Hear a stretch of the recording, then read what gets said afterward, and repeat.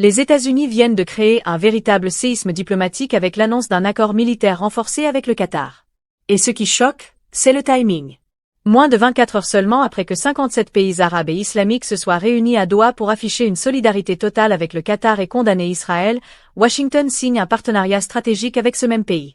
Revenons aux faits. Depuis 1992, le Qatar héberge la base militaire d'Al-Udeid, la plus grande du Moyen-Orient pour l'armée américaine. En 2022, Doha a même été désigné comme allié majeur hors OTAN, preuve de l'importance que Washington accorde à cet émirat du Golfe. Mais aujourd'hui, l'annonce d'un accord militaire élargi intervient dans un climat explosif.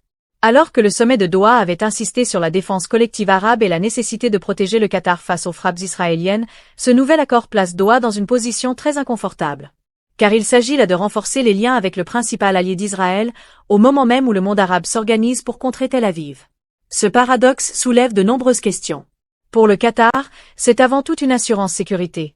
Rester sous le parapluie américain, bénéficier de garanties de protection, dissuader Israël de nouvelles attaques. Mais pour les pays arabes qui se sont mobilisés à Doha, cela peut être vu comme un désaveu, voire une trahison.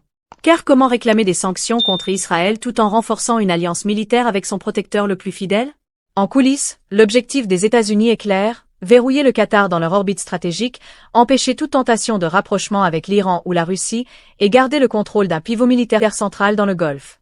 C'est une manœuvre classique. Washington offre sa protection, mais cette protection a un prix, celui d'une dépendance accrue et d'une marge de manœuvre réduite pour Doha. Le problème, c'est que cette décision risque d'affaiblir une unité arabe déjà fragile. Après des années de division, les pays arabes et islamiques avaient enfin réussi à afficher une position commune face à Israël. Mais avec cet accord, le Qatar brouille le message. D'un côté, il soutient la cause palestinienne, accuse Israël à l'ONU, mobilise ses alliés. De l'autre, il s'aligne sur Washington, l'allié indéfectible de Tel Aviv. Cette ambiguïté peut coûter cher à Doha. En voulant se protéger, le Qatar risque d'isoler ses soutiens arabes et de fragiliser davantage la solidarité régionale. En clair, cette annonce américaine ne sécurise pas seulement le Qatar, elle redistribue les cartes d'un Moyen-Orient déjà en feu. Merci d'avoir suivi cette vidéo jusqu'au bout. Si le contenu t'a plu et que tu veux continuer à rester informé des dernières actualités internationales, n'oublie pas de mettre un pouce bleu, de t'abonner à la chaîne et d'activer la cloche de notification pour ne rien manquer. Tes retours en commentaire sont précieux. Alors partage ton avis et dis-moi ce que tu aimerais voir dans les prochaines vidéos. On se retrouve très bientôt pour un nouveau décryptage sur Olinfo 2.0.